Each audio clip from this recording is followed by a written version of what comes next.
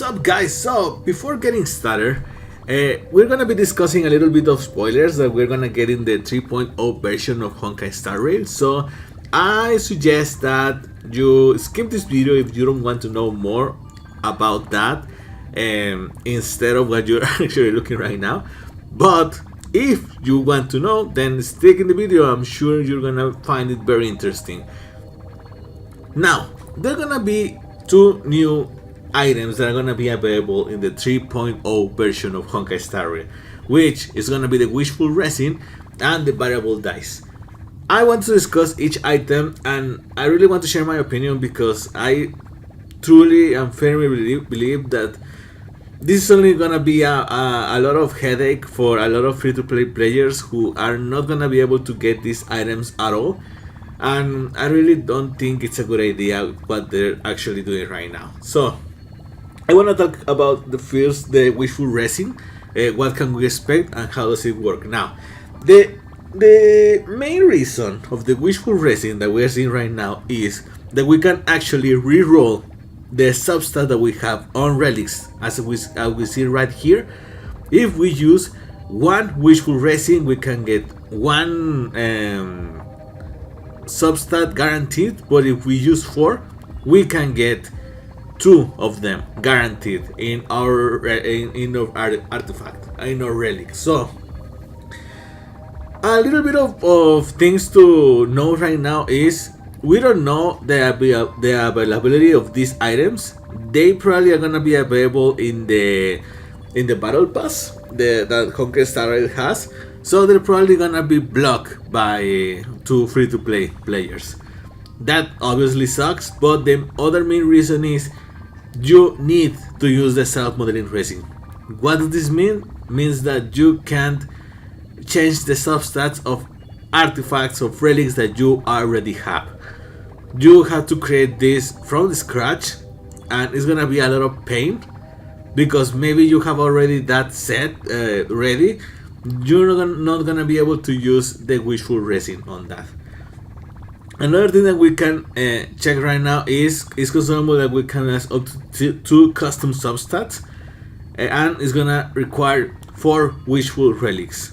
Take note that this item can be used by itself, as we told. It needs a self-modeling resin, and it's probably gonna be able in Nameless Honor Battle Pass. This item is very problematic because, one, we're not gonna be able to use the same artifacts that we already farmed for, that we green for it, and we don't know the availability of this one.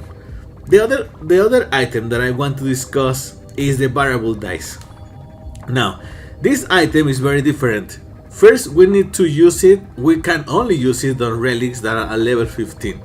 When we get a 5-star relic to level 15, we can use the variable dice. I believe we have a photo right here. We don't have a photo, but I'm gonna show you in a bit. So with this, we can redistribute the substat enhancements.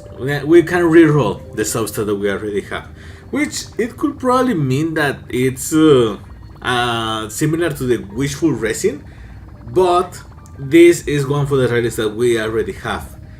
Now, we don't know how much availability is going to be, and the most important thing is that we can change the substats types. We can change, for example, if we already have the substats, we can change them. We can only redistribute the points that we already have. So it's not like a reroll system per se, because we're gonna get stuck with the substats. We only are increasing the points. So maybe we have 3% on crit damage and 3% in crit rate, and we have, I don't know, 15% of HP or defense, or I don't know. That can be distributed across the other substats.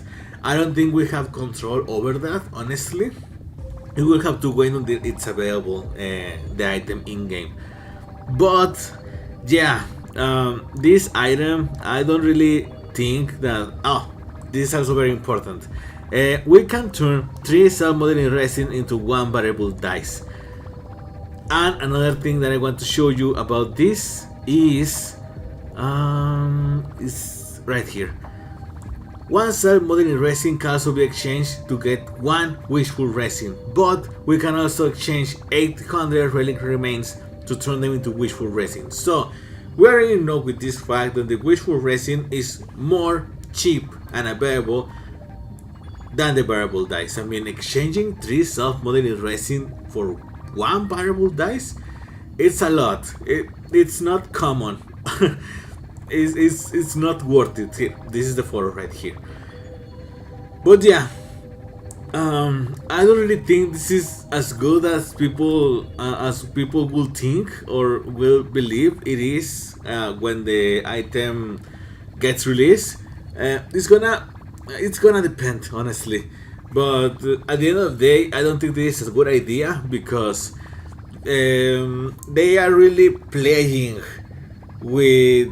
They're giving us the chance or the illusion to believe that we can get these items and we can get better relics without grinding. But at the end of the day, to use one, you need forcefully to spend 1 self-modeling resin, and the variable dice, as I show you, as I saw, makes me believe that it's gonna be way more hard to get the dices than to get the wishful resin. Now, the battle pass is gonna get a lot of value. It's gonna get a lot of traction. It's looking pretty valuable right now. I want to be optimistic and say that maybe the battle pass can give us 8 wishful resin that will let us change it chose the substats to 2 relics. I'm thinking generous here. And I don't believe that we're gonna get a variable dice in the battle pass. I think that it's gonna be more harder to get. But the main reason I believe this is good, and it's the only reason I think it's a good idea, these 2 items could lead to the fact that the self-modeling resin is way more available in the future.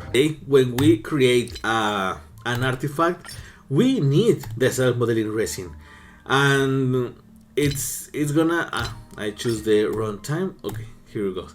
I don't have one yet, and these things are still pretty hard to get. But picture this: if we can get these 2 items that are gonna be added to the battle pass, that means that we are either getting more levels of the battle pass, or some rewards are gonna be lifted from the battle pass. So we could be seeing maybe a scenario where self-modeling resin is more available for these items to get more traction or interest, or they could be added to the battle pass, and the tears of dreams that help us replace the items for the traces could get out of the battle pass and be integrated more into the free-to-play area. I mean, that would be great because free-to-play, the only way they can get Tears of Dreams are through the simulated universe, but they won't be able to get the other 2 items. So it's pretty difficult the other day, but I really wanted to show you guys this. I don't believe it's a good thing what they're trying to do, because it's gonna be more effective for whales. Free-to-play players still get the end of the stick, and I know that Honkai Star Rail has been pretty good to its community since the release of the game, but I think it could get to a little more pay-to-play direction and close the door for a lot of experiences to free-to-play players. So we're gonna have to see.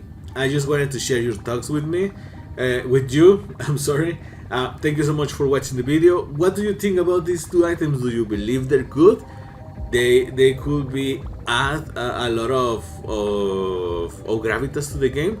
Let me know what you think in the comments down below. I really want to see your opinion, guys.